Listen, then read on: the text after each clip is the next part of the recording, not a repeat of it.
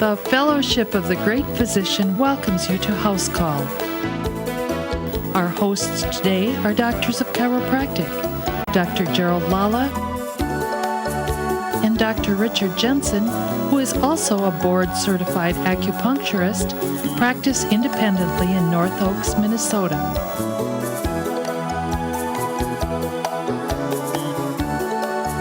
Let's join our hosts for today's program that will assist you in your quest for optimum health and well-being.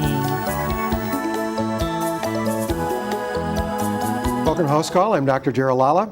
I'm Dr. Richard Jensen. It's great to have you with us in this dimension of House Call. As the announcer said, House Call is brought to you by the Fellowship of the Great Physician, which is a nonprofit tax-exempt interdenominational ministry.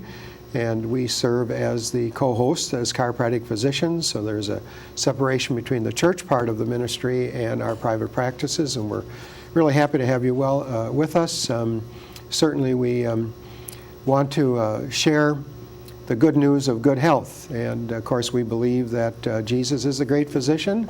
And we believe that as people reach out to him, they're not only going to find spiritual renewal in their lives, but the effects of his indwelling spirit within their spirit is going to dramatically and positively influence their mind and their body, their emotions, and that's what he's all about, healing of the whole person. So what we're going to talk about today is digestion, freedom from digestive problems.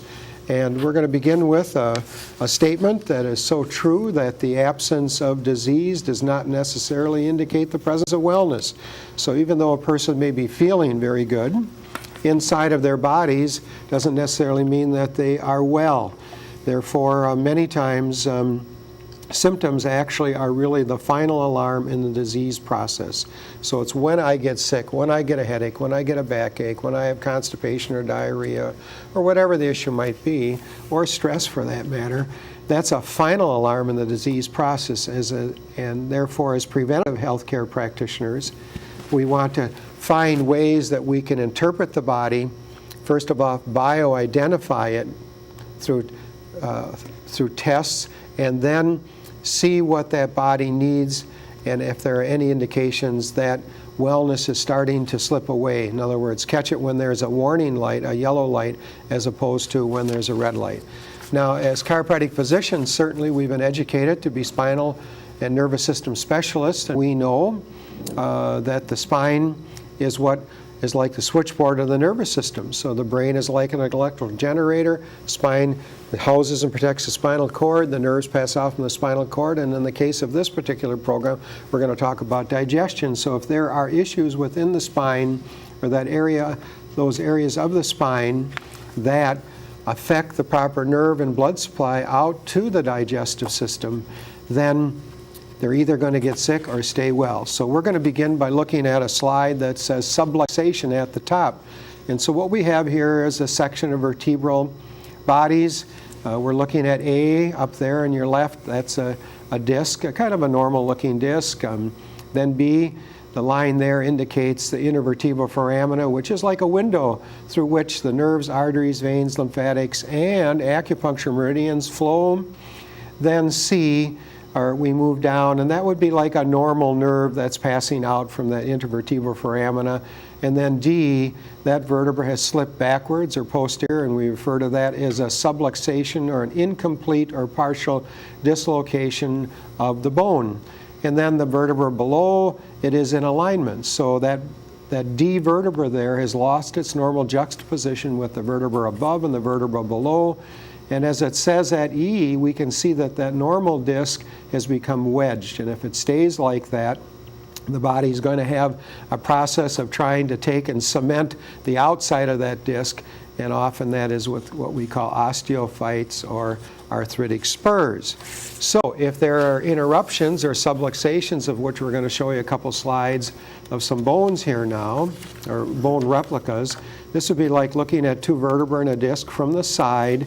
So they're at the front on your left are the fronts of the bodies of the vertebra.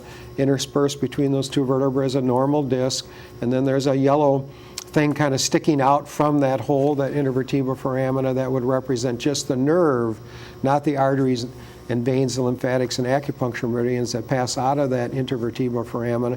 And then if we go up top, we see the spinal cord that's coming down from the brain. Now if we go to the back part of the vertebra, those big bumps, those two white bumps sticking out there called spinous processes, and God put them there for levers, for chiropractors, to determine if they are in alignment, like a set of piano keys, or if they're out of alignment.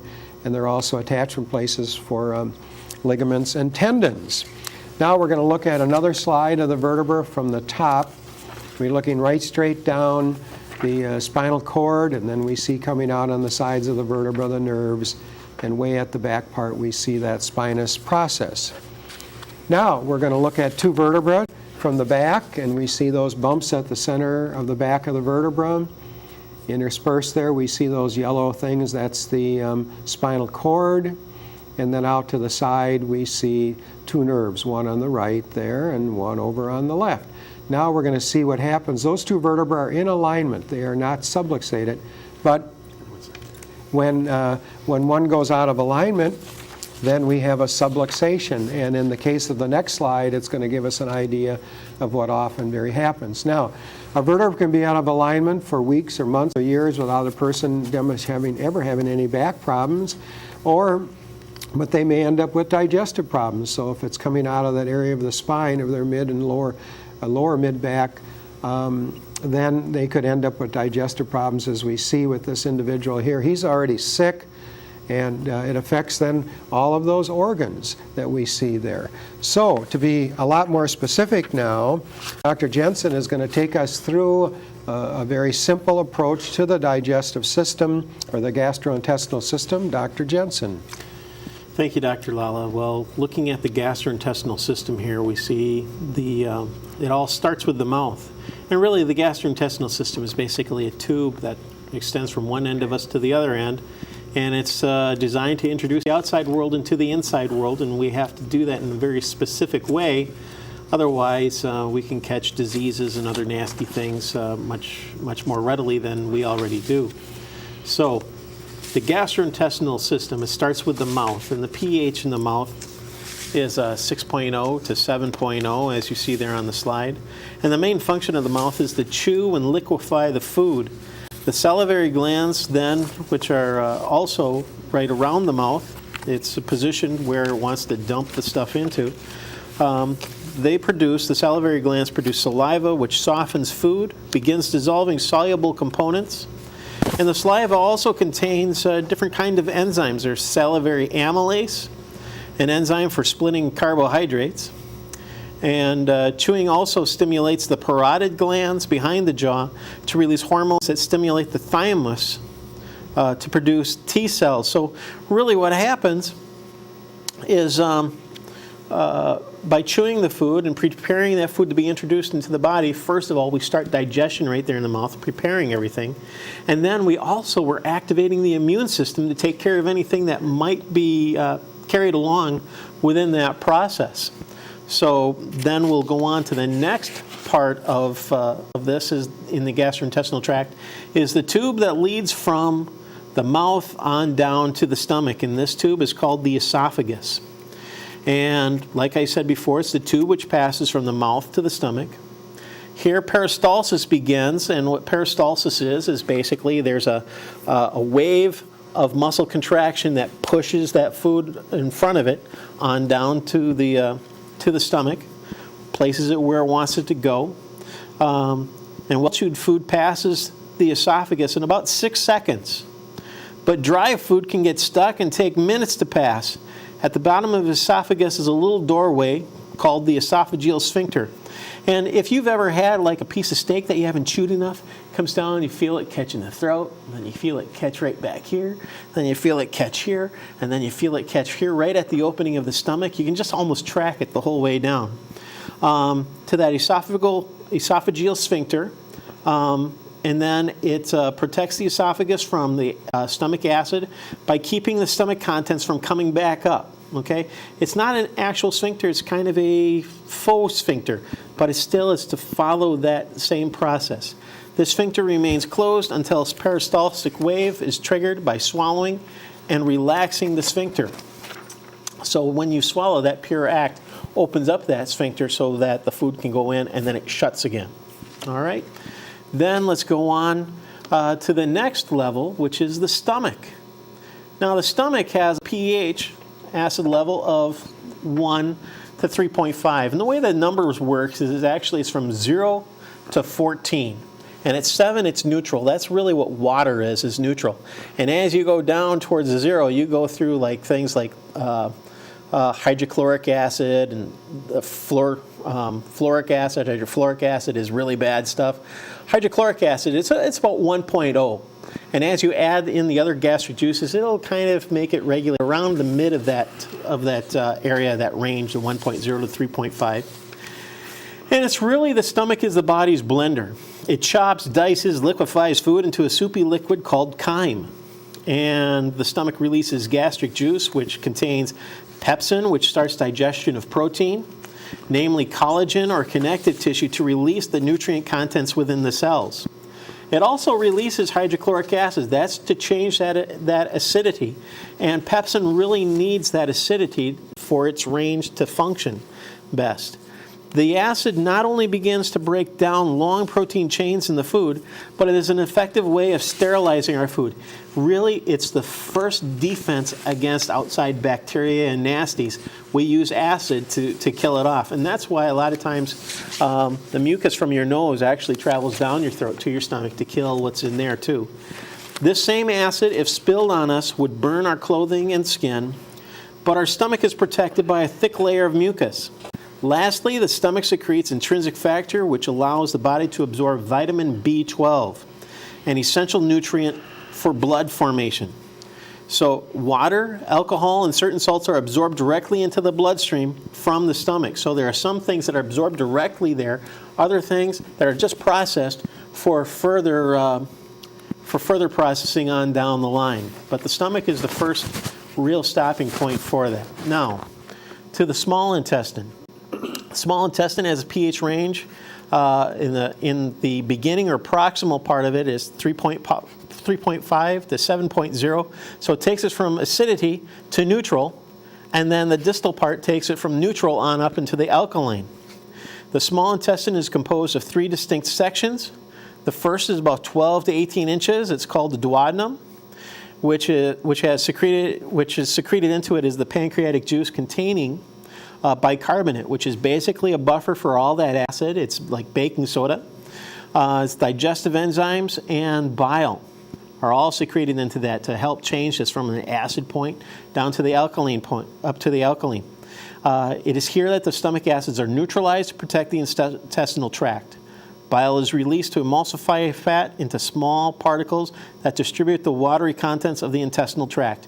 Really what happens is we dump in a lot of water in there, take all the nutrients and make it suspend in that water so that it can be carried to the walls of the intestine for absorption. And that's why, say, if you have a really quick transit time through that, all that water hasn't had time to reabsorb and you end up with diarrhea. If it's a very slow thing, it starts to parch that thing out and make it real dry and you get constipation, really dry, hard stools. It's the reabsorption of water that really helps to pull in those nutrients. And so what we find is that those enzymes, protease, amylase, and lipase, continue to break down food and the components into basic building blocks.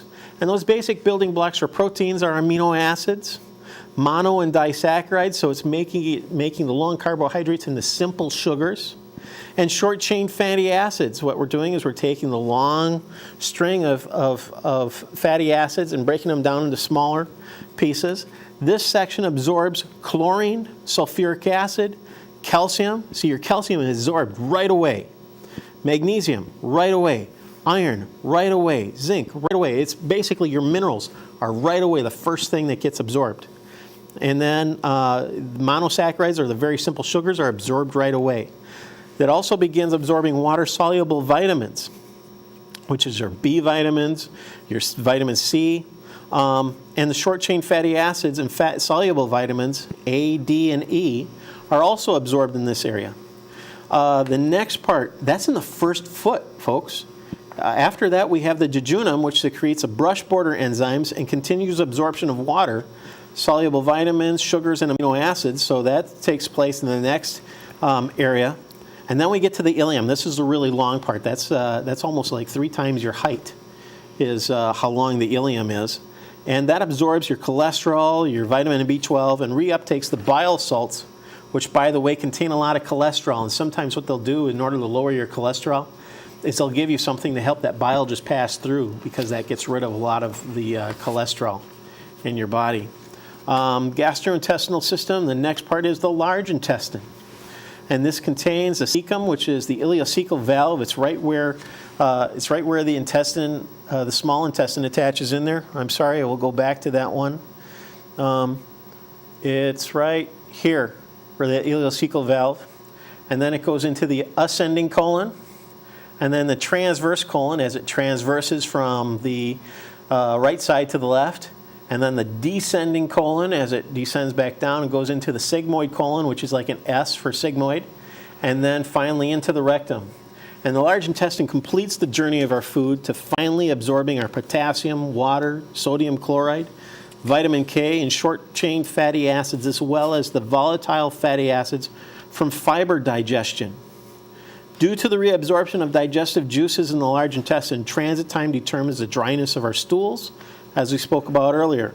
If the transit time is long, stools are dry, as in constipation. If it's short, they're very wet, such as in diarrhea. Now, along the way, there's a lot of things that dump chemicals in there to help the digestion along the way, and they're kind of glands. And one of the big ones is the liver and gallbladder. So we're looking at the liver and gallbladder system. The liver is the filter of the body, major manufacturer of the body. In fact, the name liver comes from the word live, okay? It's a detoxifier and regulator of the body. It maintains about 13,000 different compounds and has over 2,000 enzyme systems and thousands of synergists that help the body functions. It manufactures bile, cholesterol. It manufactures up to about 80% of your cholesterol in your body, by the way. Estrogens and testosterone also has the duty to break them down into the bloodstream, and it regulates blood sugar, and practically all vitamins and minerals have to be processed by the liver before we can use them. So then we go into the next glandular system, which is the pancreas, and this gives, it has two main roles. It secretes digestive enzymes and insulin. And so that brings us throughout the entire intestinal tract, which is essentially, the digestive tract is that tube, which introduces the outside world into the inside world. Dr. Lala? And we've talked about the neurological basis of weight gain, that our brain is like an electrical generator, the spinal cord is like the main power line coming out of the power plant, and then those wires going out to all of our arms, hands, legs, and then into our digestive system. So there is a neurological basis of it, as well as the stimulation of the nervous systems, the parasympathetic and sympathetic nervous systems, very complicated issues, as well as neurotransmitters, which are manufactured in the brain and by the adrenal glands, and their hormones, and we've done programs on them. You can always go out on our website, and there'll be a whole list of all the different programs that you can download onto your computer. But the neurological basis of weight gain, we can look at that slide now. When we ingest the food, hopefully it's not too highly acidic or too alkaline. What does that do then? If we go to the right, it lowers the blood levels of serotonin. When serotonin levels are lowered, then we have discomfort and hunger. So it stimulates us, hey, we're hungry. The stomach sends a nerve back up to through the spinal cord up to the brain, and it says, the brain interprets it as hunger.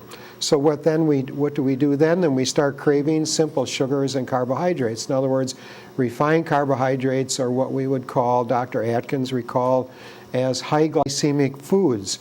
So we take those sugars in, and then we go to the left. Then our body says, oh, there's too much sugar. So the pancreas then, if it's having the correct nerve supply from the spinal cord and brain, it produces insulin.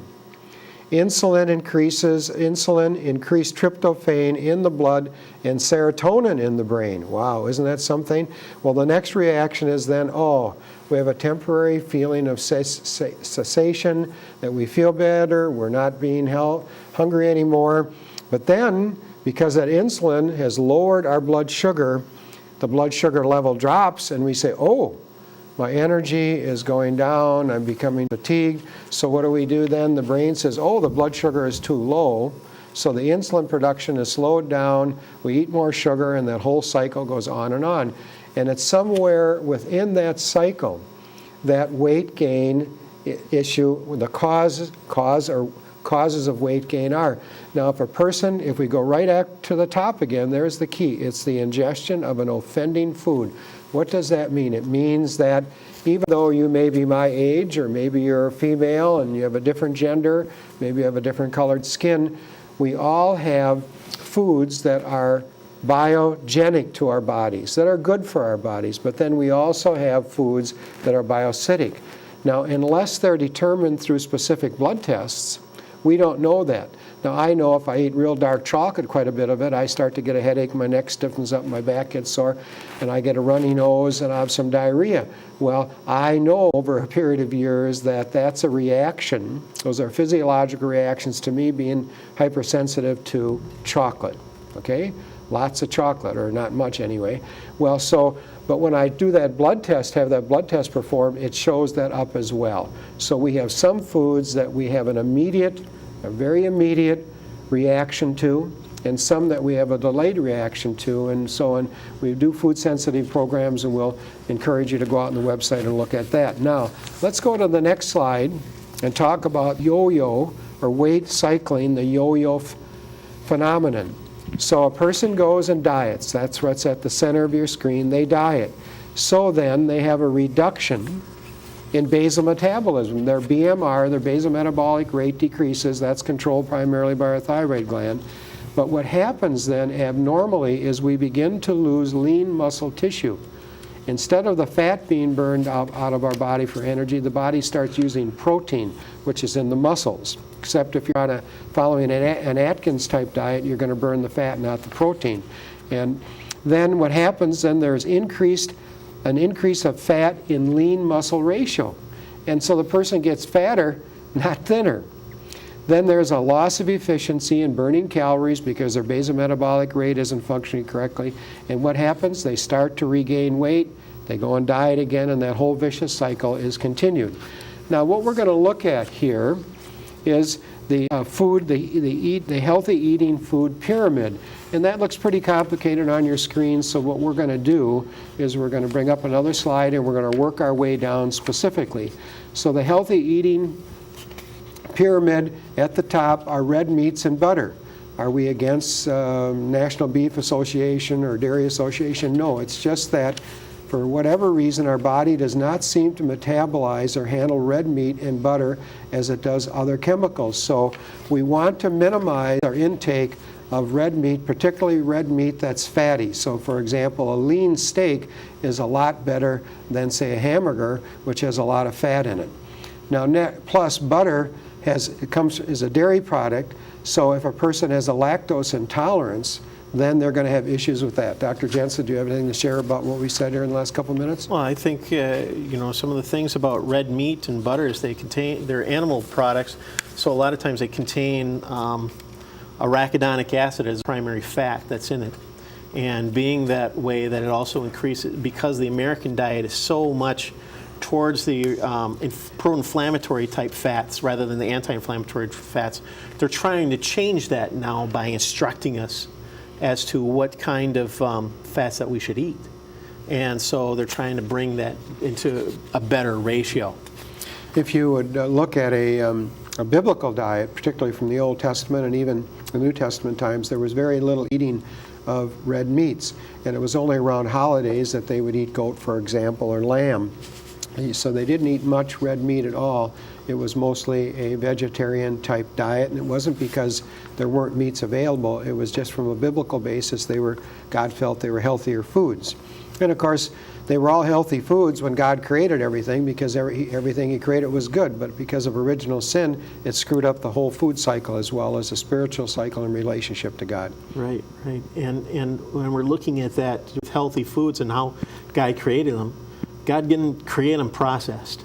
No, He didn't. So it brings us to our next group, which is much less processed foods. Much less. And, or should I say, the next, we want to limit those processed foods, which puts us in the categories of the white rice. And so we'll bring up a slide that'll help you understand that better. So white rice, white bread, potatoes and pasta and sweets. Now those are refined, those are high glycemic foods, even if they were organic. White bread certainly isn't organic, but white rice is milled, potatoes, could be natural and organic. You could have organic pasta, and there are organic sweets. But again, we want to look at the glycemic index of them. And those have a high glycemic index, meaning that when you eat white rice, white bread, processed potatoes or pasta or sweets, they're going to go quickly into the bloodstream. The blood sugar is going to go up. The brain is going to send a signal to the pancreas, look, the blood sugar is too high, so it's going to secrete insulin, assuming it's getting its proper nerve supply from the spine. The blood sugar is going to go down. All of a sudden, we're hypoglycemic, so we eat more of that white rice, white bread, potatoes, pasta, and sweets, and it goes up and down. So it's this vicious cycle, right? Absolutely. Okay, let's look at the next aspect of the food pyramid. Healthy eating pyramid. Dietary or calcium supplements, 1 to 2 per day. We want to make sure we've done programs on calcium. Probably with the next one is we'll bring a slide up that'll discuss some of those calcium supplements, because some of them have lactose in them. In other words, they're going to make people even worse. That was from a section that's totally separate from this, so we'll discuss about it.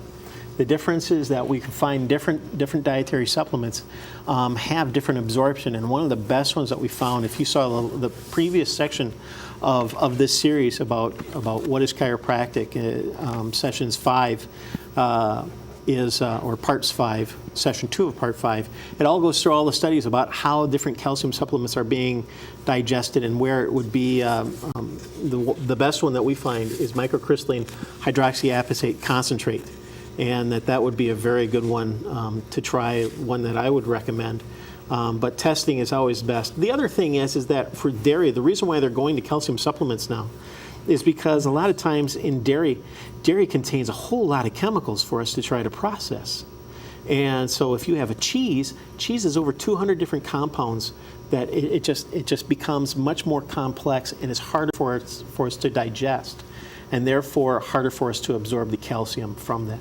Then, of course, if you add coloring to the cheese, and you're starting to add dyes to the cheese, then you're getting more chemicals that the body doesn't recognize. And there's a lot of hormones in it, because those hormones go through that animal cycle right into the cheese, just as they do in meats and that. But if we look at a healthy diet, certainly we want to stay away from high glycemic foods, and we want to go to low glycemic foods such as nuts, fresh vegetables, good high or low glycemic sweets, fruits and vegetables and nuts. And it becomes we're not saying that we shouldn't eat meat or that we shouldn't eat pork or that we shouldn't eat fish, although there's so much pollution now, particularly in seafoods and freshwater fish as well, that you just don't know. So you're far better off to eat as organically as possible. Absolutely. And in this section, what we've done is we've gone through dairy parts of our diet that we really want to limit a great deal to. Now when we go into the next part of this, on our next show, we will find those areas that we want to have increasingly amounts in our diet because they're much better for us. And science is showing us that it adds much greater health and vitality for ourselves. Dr. Lala? So in the next program, we're going to do Freedom from Digestive Problems Part 2.